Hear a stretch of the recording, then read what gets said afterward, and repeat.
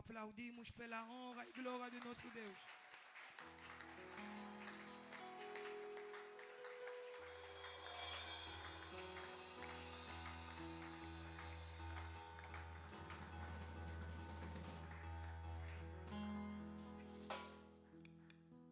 A paz do Senhor, igreja.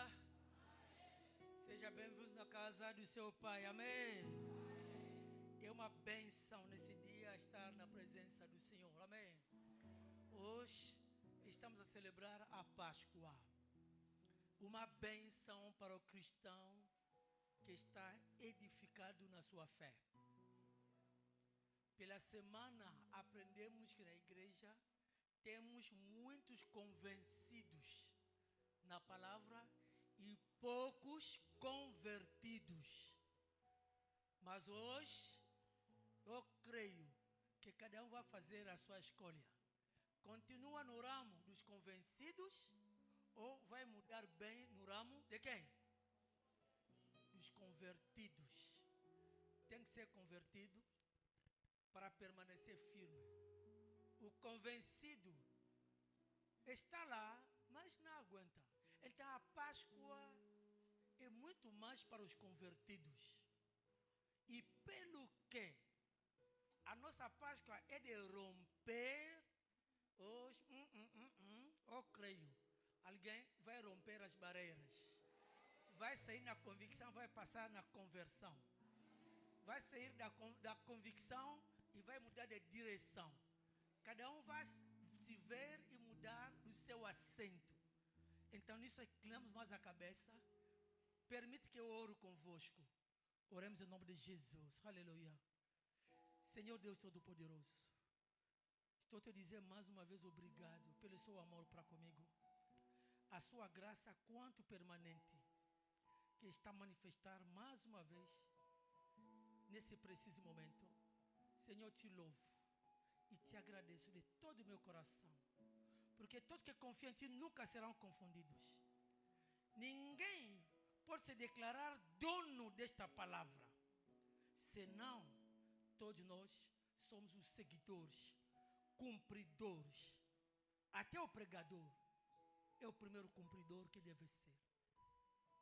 E por isso estou a proclamar esta Páscoa de romper como uma vitória para cada um de nós, em poderoso nome de Jesus. Repreendo todo o espírito de incredulidade, de distraição aqui nesse lugar. Estou a amarrar as suas obras que tu expulsar para o fundo dos lugares secos que eles são reservados, em poderoso nome de Jesus. E pela autoridade que está sobre mim, estou a pisar serpentes, escorpiões e todo o poder do maligno neste espaço e para os que estão no caminho. E declaro que nada me fará dano algum, em poderoso nome de Jesus. Amém. Chuva de palma para o Senhor. Amém. Assentemos em nome de Jesus. Hoje é a grande Páscoa. A Páscoa sempre foi grande. Quem entende o valor da conversão é aquele aí que olha de onde ele saiu e vê no seu presente aquilo que ele é. Aquilo aí vai se dizer, não. Jesus operou na minha vida. O que eu era? Me lembro de uma mamã, está aqui no meio de vocês. Vou lhe fofocar ao vivo. Ela me contou, disse, eu digo sempre ao meu marido, cuidado. Quero voltar como eu era, você eu também. Tenta só. E vai ver. Você é como eu era. Você fala ri, eu também ri. Você colocou o passo, eu também passo. Você quer. Aí o marido abaixa. Esse é um dos exemplos, um testemunho do que esta mulher está a entender que antigamente o marido não valia nada. Agora você quer me abusar porque eu sou humilde. Aí as coisas começam a mudar, a se moderar no lar. esta, à vontade, olhou de onde que ela estava e está a ver onde ele está hoje. Só esqueci de lhe perguntar, quando você fazia rim, ele também rim, te dava surra, te dava chapada, mas vou lhe perguntar depois dessa pregação. A resposta que ela vai me dar, um dia na minha pregação, vou fazer lembrar. A conversa com 3 pontos de reticência, aleluia. Quem está convertido tem um passado. Do que ele sabe dizer que, não, o Senhor operou em mim. O que eu era.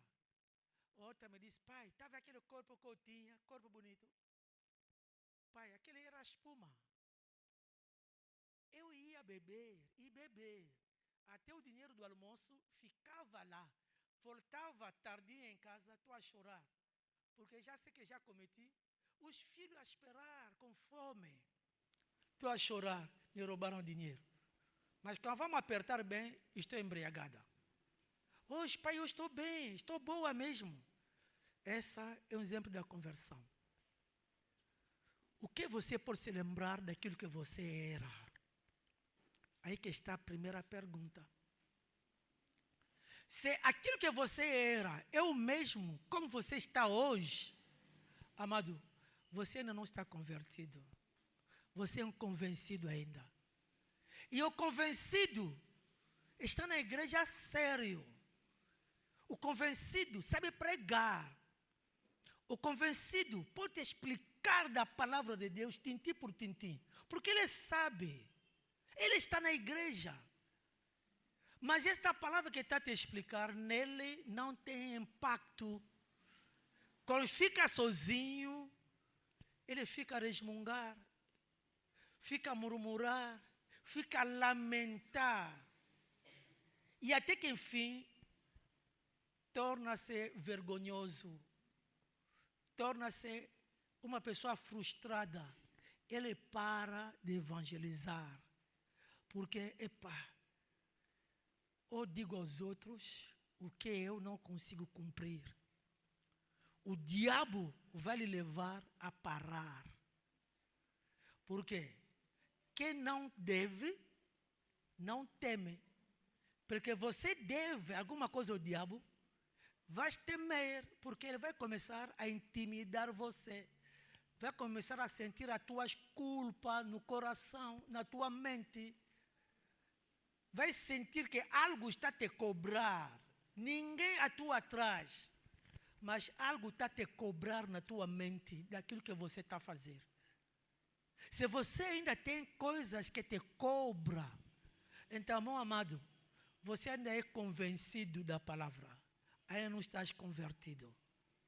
Nesta posição, te será difícil, para não dizer impossível, entender da verdadeira ou da genuína vontade de Deus para a tua vida. Vai te ser difícil perceber a vontade de Deus, o plano de Deus para a tua vida e para a tua casa. A vontade, você irá levantar-se contra as boas coisas na igreja. E por fim, você nunca vai conseguir ser submisso na palavra de Deus. Até a tua verdadeira conversão. E a verdadeira conversão vai com o poder da decisão. Desde que você não decidiste que não, vou mesmo me converter de verdade. Senhor, ajuda-me. Com a minha própria força não sou capaz. Mas eu acredito que com o teu poder eu posso. E por isso eu estou me entregar nas tuas mãos. Essa oração feita de coração, sozinho ou com a ajuda do pastor, restaurando a tua aliança com o Senhor. Amado, querer ou não, essa oração vai dar fruto. É dali que você vai conseguir se submeter na palavra, se submeter na autoridade do teu pastor. Fora disto é mentira. Fora disto é mentira. Quer dizer, a chave de tudo é a conversão. Israel, a palavra Páscoa, estudamos, na sua etimologia quer apenas dizer passagem. Passaram o Mar Vermelho, sim. Saíram do jugo da escravidão, passaram para a libertação. Jugo da prosperidade, aí não é mais jugo, para a prosperidade. E a vida estava com eles. Mas pelo caminho, a Bíblia declara que quando chegou a dor, quando chegou dificuldade, faltou água, faltou carne, começaram a se lembrar de quê? Do passado deles, de concombre e de cebola. Imagina, cebola. Se lembraram de cebola, concombre, que comia no Egito. Muitos também. Quando chega um momento difícil, começa a se lembrar do seu Ui, que deixou do outro lado. Neste momento estaria como o Ui a chilar um pouco. Nesse momento, está no Senhor também, está na igreja também. Isso leva muitos a perder as coisas, a perder da visão, a enfraquecer da fé. Enquanto se sentir algo, começar a te levar a olhar, a se lembrar, a querer renovar o voto com o passado, não deixa a tua mente se perturbar. Começa a louvar, entra na oração, ou vai a um amigo cristão, começa a conversar com ele. Se estás perto da igreja, vem, entra na igreja, assenta, começa só a olhar, só a contemplar a igreja. Logo vai sentir algo novo em ti. Aleluia. Mas quando nós estamos a sentir aquilo, em vez de pôr um louvor, você entra no Facebook. Facebook esses dias, querer ou não, que tem a ver com sexo, sim ou não? Ou não quer responder? O pai sabe como. Facebook é o mundo, eu também ainda estou no mundo. Se não entrar lá, não vou conseguir te ensinar. Não vou conseguir te falar. Esses dias Facebook, ainda Golgota TV, não está no Facebook? Ainda na página do Golgota TV, para entrar ainda nos nossos vídeos, olha, estão lá. Então, se você não é firme, o desvio está fácil. Saiba o que ouvir, o que ver. O mundo está a lutar para dizimar mais almas. Mas os ditos cristãos, os cristãos convencidos, estão sempre um pouco distraídos. Estás perturbado, mas entrou mais na perturbação. Não. Mesmo o YouTube, o pior. Saiba o que estás a procurar. Poder da decisão. Vamos ler hoje Lucas, Marcos, João. Por que não Mateus? Nós queremos poupar um pouco em Mateus. Vamos ler nesses 3 capítulos sobre a ressurreição. E vamos entender como e como. Mateus 24, 1 até 12. Assim diz a palavra do Senhor. Lucas 24. Lucas 24, 1 até 12. No primeiro dia da semana, bem cedo, elas foram ao sepulcro, levando as especiarias que tinha preparado. Acharam a pedra removida do sepulcro, mas quando entraram, não encontraram o corpo do Senhor Jesus. Estando elas perplexas, a esse respeito, de repente, pararam junto delas 2 homens com vestes como brilhantes ou embranquecidos.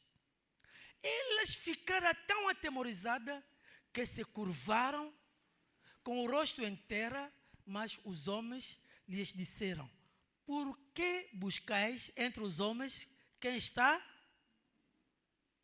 Alguém disse morto. Alguém disse está morto. Retifica a tua língua. Voltamos no versículo 5. Elas ficaram tão atemorizadas que se curvaram com o rosto em terra, mas os homens lhes disseram, todos nós vamos ler aquela parte, 1, 2, 3, por que buscais entre os mortos aquele que está vivo? Ele não está aqui, mas fez o quê? Ressuscitou. Lembrai-vos do que vos disse, estando ainda aonde? Na Galileia. É necessário que o Filho do Homem seja entregue nas mãos do quê? Dos homens pecadores. Seja crucificado e ao terceiro dia faça o quê? Ressuscite. 8. Então se lembraram das suas palavras. Quando voltaram do sepulcro, contaram todas essas coisas aos 11 e aos outros. Era Maria Madalena, Joana, Maria, mãe de Tiago, e as outras que com elas estavam. As que contaram essas coisas, a quem? Aos apóstolos. 11. Tais palavras lhes parecia loucura e não acreditaram. Pedro, porém, levantando-se, correu ao sepulcro e, baixando-se, viu só os lençóis de linho e retirou-se para casa, maravilhado do que havia acontecido. A palavra do Senhor. Amém? Entendemos a versão de Lucas, né? Agora vamos na versão de Marcos, capítulo 16. Marcos 16, começando no versículo 1.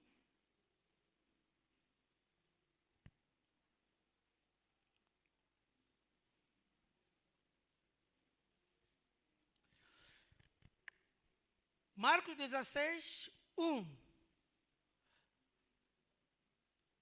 Passado o sábado, Maria Madalena, Maria, mãe de Tiago e Salomé compraram aromas para ir ungir o corpo de quê? Corpo de Jesus. Muito cedo, no primeiro dia da semana, logo depois de nascer do sol, foram ao sepulcro. Diziam umas às outras: quem removerá a pedra da entrada do sepulcro? Olharam, porém, viram que a pedra era como é? Muito grande, já estava como? Removida. Entrando no sepulcro, viram um jovem assentado à direita, vestido como um manto, não? Com um manto branco, e ficaram espantadas. Ele lhes disse: não vos assusteis. Buscais a Jesus, o Nazareno, que foi crucificado? Já ressurgiu. Não está aqui. Vede o lugar onde o puseram. E porém, dizei a seus discípulos e a Pedro, vê só, e porém dizei a seus discípulos e a, tipo que Pedro não era discípulo. Colocava Pedro à parte. Ele vai adiante de vós para a Galileia, lá o vereis como ele vos disse. 8. Tremendo e assombradas, as mulheres saíram e fugiram do sepulcro, nada disseram a ninguém, porque temiam. Oh, mas vocês que já entraram no túmulo, fugiram mais para quê? Mas são mulheres já. Agora vamos no João, capítulo 20, versículo 1 até 9. João 20, 1 até 9. Na madrugada do primeiro dia da semana, sendo ainda escuro, Maria Madalena foi ao sepulcro e viu que a pedra fora removida da entrada. Correu ela ao encontro de Simão Pedro e do outro discípulo, a quem Jesus amava, e lhes disse: tiraram do sepulcro o Senhor e não sabemos onde o colocaram. Foram primeiro ao encontro do quê? Simão Pedro. O nome de Simão está aparecendo de novo em primeiro. Então Pedro saiu com os outros discípulos e foram ao sepulcro. Os dois correram juntos, mas o outro discípulo correu mais depressa do que Pedro e chegou primeiro aonde? Ao sepulcro. Abaixando-se, viu no chão os lençóis de linho, mas não entrou. Chegou Simão Pedro, que o seguia, entrou no sepulcro e viu no chão o quê? Os lençóis e lenço que cobrira a cabeça de Jesus. O lenço não estava com os lençóis, mas enrolado no lugar à parte. Finalmente entrou também o outro discípulo, que chegara primeiro ao sepulcro e viu e creu. Ainda não havia compreendido que, conforme a Escritura, era necessário que ele ressuscitasse dos mortos. A palavra do Senhor. O relato de Lucas está baseado nas conversas. Até se começar no versículo 1 do capítulo 1, ele está a dizer bem que fez um relato, conversou com pessoas, recebeu os testemunhos genuínos e escreveu. O relato do Marco, podemos dizer, é autêntico, porque o Marco estava quase a acompanhar de tudo, porque a sua mãe é a Maria. Não a Maria, mãe de Tiago, mas é a Maria no livro do Atos, a casa onde que Pedro foi se esconder, a casa onde tinha a célula de oração. Pedro, quando saiu da prisão, foi diretamente naquela célula, casa da Maria. Estava também a seguir a Jesus. O relato do João é o relato pessoal. Ele estava a acompanhar os passos de Jesus. Foi o único discípulo que chegou até lá, na Gólgota, ou no monte, primeiro assistiu o caminhamento, a caminhada, aliás. Até todas as vezes estava a se torturar Jesus, estava a se bater a Jesus. João estava com eles, estava lá, a assistir. Pedro tentou acompanhar, na noite, lhe apontaram de dedo. Nem você, amigo de Jesus, negou. Disse, não, eu não lhe conheço. Segunda vez, não lhe conheço. Na terceira vez, o galo, quando gritou, se lembrou das palavras de Jesus, que hoje o galo não vai gritar 3 vezes e você vai me negar. Chorou. E parou lá. Mas o João era quase mais jovem do que todos. Ele acompanhava, tinha amizades no meio de todos, ia também junto com Jesus. Era um de todos os lados. Não tinha medo de nada. Eu creio também João, por causa dos seus estudos, porque o João era o jovem que estudou mais do que todos os discípulos. Na escola, nós nos encontramos com vários tipos de pessoas. São todos conhecidos dele. Quer dizer, o João tinha mais conhecidos do outro lado do que todos. Porque Pedro, um pescador de renome, só estava lá, na Bahia, para pescar. Mas o relato do Marcos está a nos mostrar bem a inquietação das mulheres. Com certeza, por causa da sua mãe, sabia entender, sabia ouvir, que as mulheres se preocuparam. Quem vai nos remover a pedra? Elas acompanharam. Até quando o corpo foi colocado no túmulo, viram. Quando a pedra foi enrolado mesmo, até a fechar a porta do túmulo, elas viram. Entenderam que a pedra era grande. E por isso se preocuparam antes de chegar no túmulo. Amado, há momento a nossa fé fica perturbada das coisas que nós já vimos. Uma vez Benin, num dos seus testemunhos, disse: uma vez me trouxeram alguém, já me disseram que não, ele tem tal tipo de doença. Disse ele, fiquei frustrado, a minha fé ficou balanceada mesmo, ao saber que essa doença não tinha cura. Eu creio também, acrescentou que essa pessoa tinha problema também de paralisia nos pés. Disse, pelo que vi a pessoa, a minha fé ficou abalada.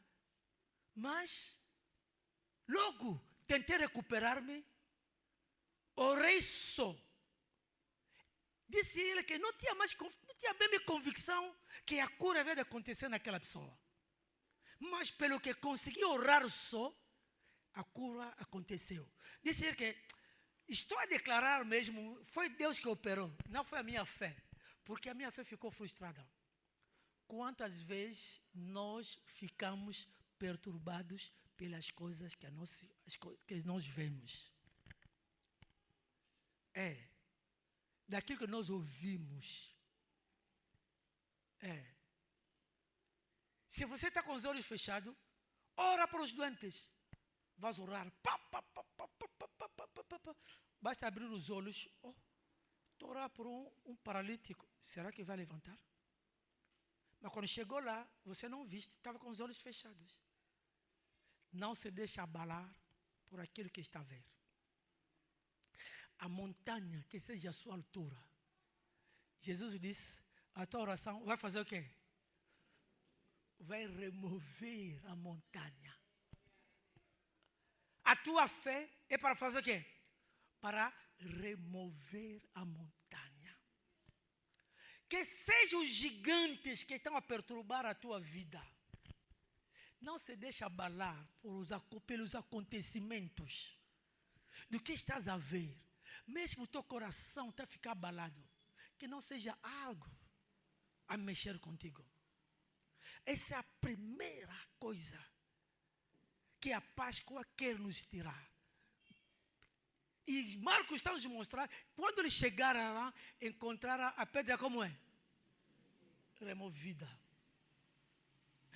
Amado, faça a tua oração à vontade em casa. Entrega-te.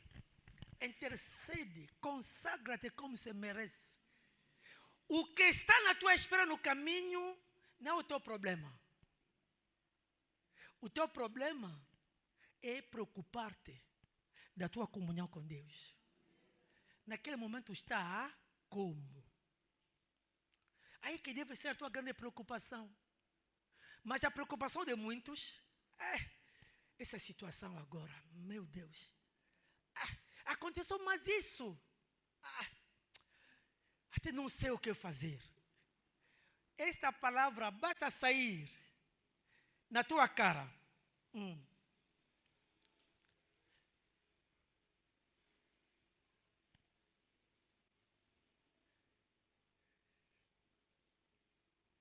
Graças a Deus. Basta esta palavra subir na tua mente. Não sei mais o que fazer. Acabou. A pedra não será mais removida. Saiba que não vais conseguir mais romper. a tua fé já ficou abalada. Mas a Páscoa 2026 é a Páscoa de quê? Romper. Tu deve romper. As mulheres eram decididas de chegar. E Marcos está a dizer, quando eles chegaram no túmulo, entraram. Mas mulheres têm sempre medo de morte. Mesmo no cemitério. Os homens parecem um pouco rígidos, mas as mulheres, mas chegaram lá, não tinham medo, entraram mesmo na sepultura. Segundo Marcos. Falei, é verdade. O amor não tem limite. O amor não tem limite. Mas quando nós começamos a sentir limites no amor, no nosso relacionamento com o outro, é porque algo não vai. Algo não vai. No meio de nós aqui, há pessoas que têm sempre medo de mortos. Mas quando morrer os seus, conseguiram ir até na casa mortuária, dar banho ao seu morto. Sim ou não? Sim. Mas para os outros, tinha sempre medo. Amado, o amor não tem limite. Se tu amas, irá ter no fim. Se tu amas, vai enfrentar até polícias. Vai enfrentar tropas. Por causa do meu marido eu vou. Por causa do meu filho, que me mate. Estou pronto. Estou pronta. Mas não vai dizer, não. Vocês que sabem. Se quer me matar, me mata. É meu filho. Você não pode tratar assim meu filho. Amor. Amado, é sério. Elas também foram até lá. Entraram. E logo, por causa da fé deles, alguém veio ao seu encontro. Um fala de um rapaz, outro fala de dois. Mas todos tinham a mesma linguagem. Por que buscai o vivo no meio dos mortos? Ele já rompeu a barreira da morte. Ele já rompeu a barreira, já rompeu o jugo da morte. Amado, deve aprender a romper os jugos. É importante. Como? É só entender. É só fazer o quê? Entender. Mas vou entender como. Amado, não vale a pena perturbar a tua mente a lutar. Me lembro quando a minha filha cedo começou a profetizar. Em casa tínhamos também outra menina, quase da mesma idade. Ela começou a fazer esforço, ela também, a ter mensagem para profetizar. Depois começou a ter dor de cabeça. Começou a ter dor de cabeça mesmo. Por quê? Pensou que a Blessing pensava e esperava aquilo chegar para falar. Enquanto não.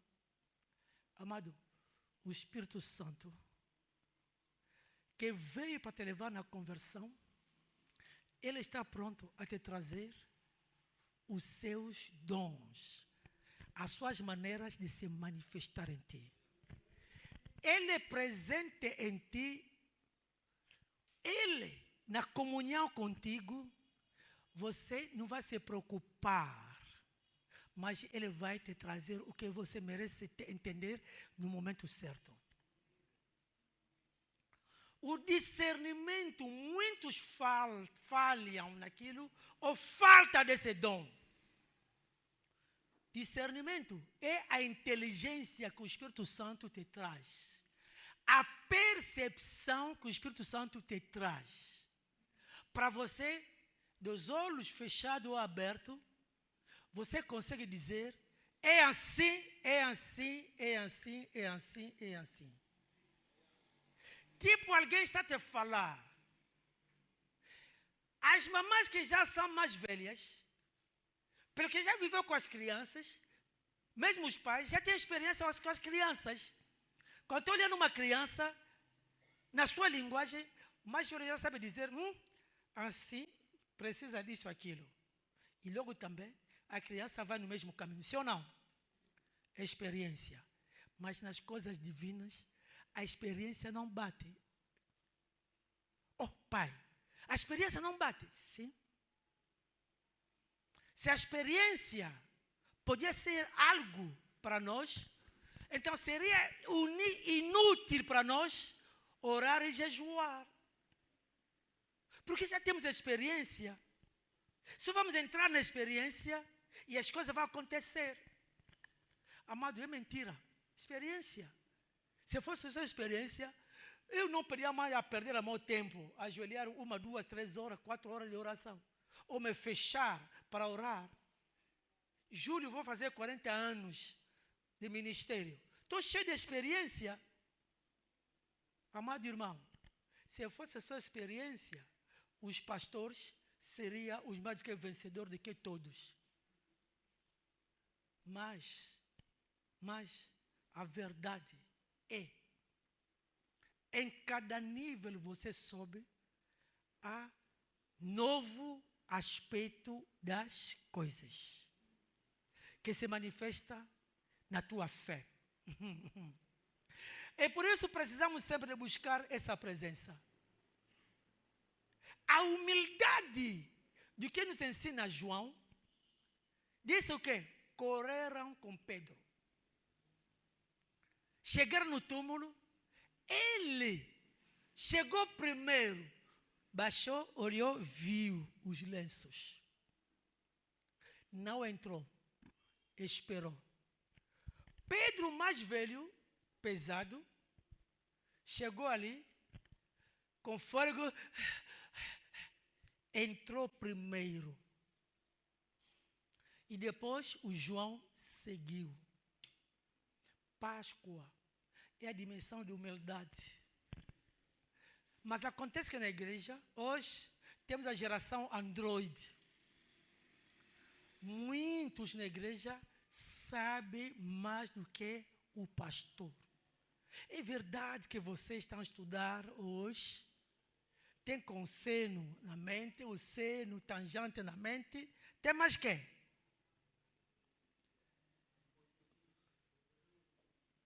Está falando em francês, tem mais que? Seno, cosseno, tem mais que? Limite, função, que mais? Integral, secante, Não entendi nada.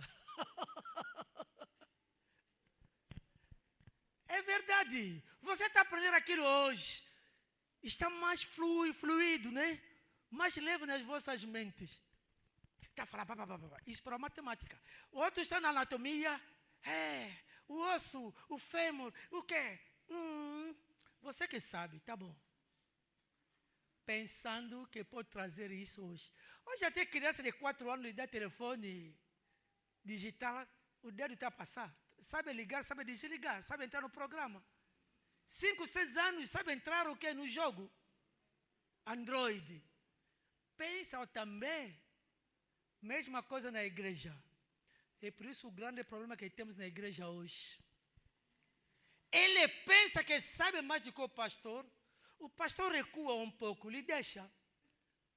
Vai ver, em pouco tempo, dá a cabeça na parede, como uiam. Cai, vergonha, não vai mais voltar. Muda de direção. Eu estou lá na tua espera para voltar a dar relatório. O João chegou primeiro. Não reivindicou o seu direito de chegar primeiro.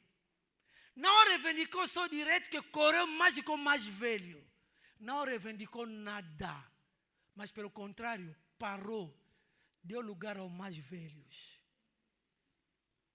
Quantos de nós, ainda na mesa, jovem, o mais velho está a atrasar, ele já começou. Eu estou com fome, ele está a atrasar muito. Espera o mais velho. O provérbio diz, quando você está comendo com o mais velho na mesa, pega a faca, coloca aqui. Coloca a faca aqui. Mas hoje, jovem, Mais velho está atrasado, ele já começou. Mais velho, ainda não chegou no meio, ele já ultrapassou o meio. Ou tomara com fome. Quando você está com mais velho na mesa, você não tem direito de acabar primeiro, nem tem direito de comer mais do que o mais velho. É aguardar. Você só vai continuar a comer quando o mais velho dizer, chega. Estou repleto. Se ele levantar da mesa, você agora fica a festejar. Mas hoje, ele quer acabar primeiro, porque eu tenho muito a fazer. Então, se você tem muito a fazer, aguarda, espera ele comer primeiro, depois você vem. Geração Android não é isto. E isso está a afetar a vida espiritual até da própria igreja. Não há mais respeito, não há mais comunhão. O mais velho é sempre burro. E é nessa burrice que o diabo aproveita. Mas João esperou. Lição de humildade. As mulheres, bênção maior, são elas, as primeiras. João falou. Que mais? Marco falou. Lucas falou. Mateus também falou. Das 3. E a recomendação foi o quê? Vão falar a Pedro. Mas por que essa recomendação? Primeiro ao Pedro. A recomendação foi ao Pedro pela simples razão que o Pedro negou a Jesus. Nós temos a tendência de abandonar, de deixar de lado os que chegamos a entender que estão fracos. Mas vê João capítulo 13, versículo 1. João capítulo 13, versículo 1. Antes da festa da Páscoa, sabendo Jesus que a sua hora de passar deste mundo para o Pai já tinha chegado, como havia amado os seus que estavam no mundo, amou-os até quando? Até o fim. Os seus. Amou-os até o fim. Vamos nos dar a pergunta. Será que nós amamos até o fim? Por o mínimo erro do outro, já estamos a tomar posição. Por o mínimo erro do outro, já estamos a querer desistir. Nem esperamos o arrependimento. Nem ajudamos o outro a chegar no arrependimento. Nem chegamos a encostar, a conversar. Mas tomamos posição. São poucas mulheres que esperam o arrependimento dos seus maridos. Poucas. Poucas mesmo. Mesmo aqueles aí que já estão há muitos anos. Quando você não espera arrependimento do teu amado, então você é um rancoroso. Está a guardar coisas no seu coração. Irai-vos, não pequeis. Que não se ponha o sol sobre a vossa ira. Não deixe lugar a quem? Ao diabo. Quantos de nós já deram lugar ao diabo de uma forma bem simples? Pelo que você não quer esperar o arrependimento do outro. Claro que há outros também que são aproveitadores das situações. Mas tomar posição também forte é necessário. O rigor é necessário. Levar o outro na disciplina também é necessário. Mas no fundo do coração você está a amar. Quem ama bem, disciplina bem. Aliás, o rigor é para aquele que ama. Se não te amo, vou fazer rigor contra você por quê? Vou fazer rigor para você por quê? Se não te amo, te deixo embora. Vê só, Jesus amou-os até o fim. As recomendações estão a voltar sempre ao Pedro por uma só razão. Para convencer a Pedro que ele é útil, ele é escolhido, apesar das suas fraquezas, ele está. Amado, não é para nós julgar os outros. Não é dado a nós condenar os outros. Deus sabe o que ele preparou para este, para aquele aí. Mesmo você lhe ver no pecado, primeiro, não pecamos contra os homens, pecamos contra Deus. Desobedecendo na palavra de Deus, que é considerado pecado. Há coisas, por Deus é pecado, mas para o teu próximo, às vezes, não é nada. Se eu tirar dinheiro da minha esposa, sem o seu consentimento, estou a pecar contra ela, não contra Deus. Porque o dinheiro era dela. O dinheiro era dela. Se ela ficar nervosa, aí que eu fico agora, tropeço para com ela e facilito o diabo para entrar. Aí o problema já chega no trono. Mas acontece que o problema não é teu, o problema é dele com ela. Agora você está se intrometendo nesse problema. Não. Amado, cuidado quando você vai se intrometer no problema dos outros. Pedro negou 13 vezes a Jesus. É traidora, traidor mesmo. Imagina, você encontrar um traidor do pai, vai dizer o quê? Não vou lhe ligar mais.